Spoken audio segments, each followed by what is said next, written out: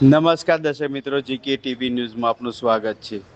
સાબરકાંઠા જિલ્લાથી મહત્વના સમાચાર આવી રહ્યા છે, ત્યારે મિત્રો અમારી ચેનલને લાઇક, શેર અને સબસ્ક્રાઇબ ના કરી હોય તો કરી દેજો, જેથી કરીને આવતા સમાચાર આપના સુધી પહોંચી શકે।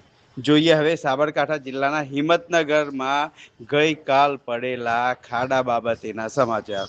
ગતરોજ હિંમતનગરમાં પડેલા વરસાદ બાદ અનેક રસ્તાઓ પર મોટા ખાડા પડવા પાલિકાના માર્ગ કામની ગુણવત્તા સામે પ્રશ્ન ઊભા થયા હતા।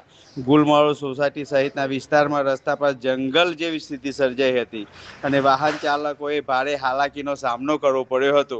વરસાદ બાદ ઉદ્ભવેલી સ્થિતિને ધ્યાનમાં રાખી પાલિકા તંત્ર દ્વારા હિંમતનગરની ગુલમાળો સોસાયટી આગળ રસ્તા પર પડેલા ખાડાઓને પૂરવાની કામગીરી હાથ ધરવામાં આવી છે।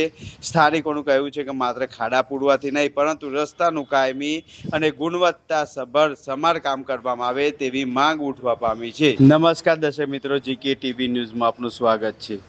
સાબરકાંઠા જિલ્લાથી મહત્વના સમાચાર આવી રહ્યા છે, ત્યારે મિત્રો અમારી ચેનલને લાઇક, શેર અને સબસ્ક્રાઇબ ના કરી હોય તો કરી દેજો, જેથી કરીને આવતા સમાચાર આપના સુધી પહોંચી શકે। જોઈએ હવે સાબરકાંઠા જિલ્લાના હિંમતનગરમાં ગઈકાલ પડેલા ખાડા બાબતેના સમાચાર। ગતરોજ હિંમતનગરમાં પડેલા વરસાદ બાદ અનેક રસ્તાઓ પર મોટા ખાડા પડવા પાલિકાના માર્ગ કામની ગુણવત્તા સામે પ્રશ્ન ઊભા થયા હતા। ગુલમાળો સોસાયટી સહિતના વિસ્તારમાં રસ્તા પર જંગલ જેવી સ્થિતિ સર્જાઈ હતી અને વાહન ચાલકોએ ભારે હાલાકીનો સામનો કરવો પડ્યો હતો।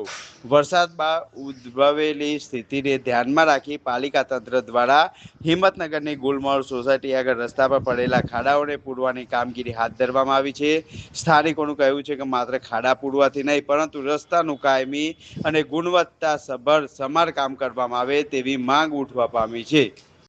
નમસ્કાર દર્શક મિત્રો, જીકે ટીવી ન્યૂઝમાં આપનું સ્વાગત છે। સાબરકાંઠા જિલ્લાથી મહત્વના સમાચાર આવી રહ્યા છે, ત્યારે મિત્રો અમારી ચેનલને લાઇક, શેર અને સબસ્ક્રાઇબ ના કરી હોય તો કરી દેજો, જેથી કરીને આવતા સમાચાર આપના સુધી પહોંચી શકે।